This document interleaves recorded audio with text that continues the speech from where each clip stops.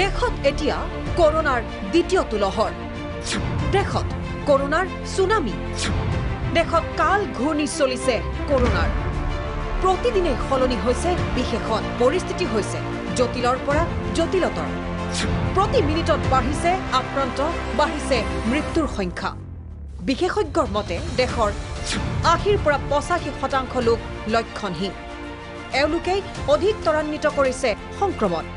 বিগত বৰ্ষৰ ছেপ্টেম্বৰত প্ৰান্তিক B2ত উপনীত হৈছিল প্ৰথম লহৰ আৰু এইবাৰ লক্ষণহীন লোকৰ লগতে ভাৰতত পোৱা গৈছে কৰোনা বীজাণুৰ উৎপৰিৱৰ্তন হৈ সৃষ্টি হোৱা নতুন আৰু অধিক ভয়াৱহ ৰূপ দিল্লী আৰু পঞ্জাবত চলা নিৰীক্ষণত স্পষ্ট যে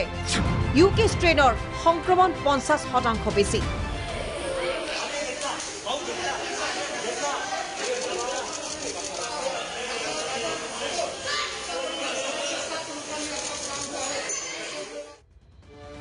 এই তথ্য যুক্তৰাষ্ট্ৰৰ চেণ্টাৰ ফৰ কণ্ট্ৰলৰ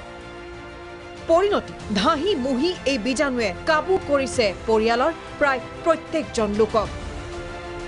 আনহাতে দেওবাৰৰ তথ্য অনুসৰি দেশত পৰীক্ষা কৰা প্ৰতি 4জনৰ ভিতৰত এজনৰ কোভিড পজিটিভ আক্ৰান্তৰ মহাভাৰতত জুৰুলা এতিয়া সমগ্ৰ দেশ বহু ঠাইত অভাৱ অক্সিজেনৰ প্ৰাণবায়ুৰ নাটনি দূৰ কৰিবলৈ নিতৌ নতুন আঁচনি লৈছে চৰকাৰে স্বাস্থ্য খণ্ডৰ বাহিৰে আন খণ্ডৰ বাবে তৰল অক্সিজেন যোগান নধৰিব সোমবাৰে উৎপাদন গোটসমূহলৈ আহ্বান কেন্দ্ৰৰ ভাৰতৰ শোচনীয় পৰিৱেশ দেখি পূৰ্বৰ অনমনীয় স্থিতি সলনি কৰিছে আমেৰিকা যুক্তৰাষ্ট্ৰই জীৱনদায়ী সামগ্ৰী ভাৰতক যোগান ধৰিবলৈ ইচ্ছুক মাৰ্কিন ৰাষ্ট্ৰপতি জো বাইডেন আৰু ভাৰতলৈ সহায়ৰ হাত আগবঢ়াবলৈ ওলাইছে অষ্ট্ৰেলিয়ায়ো কাৰণ বিশ্বৰ বাবে এতিয়া আতংক আৰু উদ্বেগৰ কাৰণ ভাৰতৰ পৰিস্থিতি news desk report Prag news